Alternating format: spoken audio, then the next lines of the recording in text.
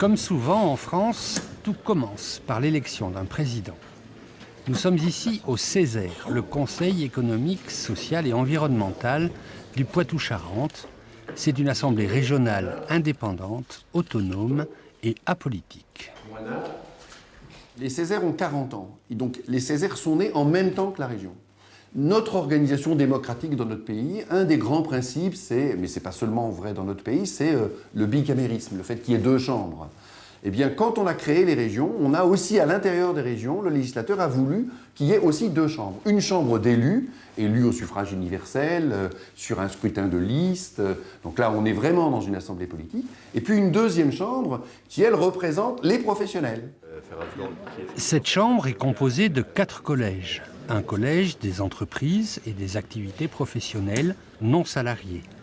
Un collège des syndicats de salariés. Un collège qui représente la vie collective, associative, culturelle et éducative. Enfin, un 4e collège composé de 3 personnes nommées par le préfet.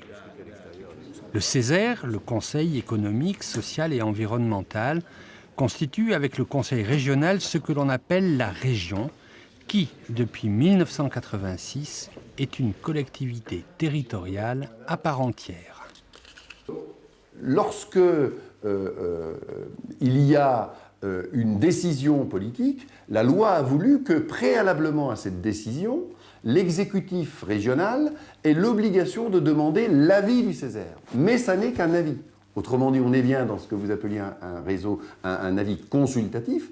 Donc on consulte le Césaire donne son avis, mais ensuite l'exécutif garde sa liberté pour agir comme bon lui semble.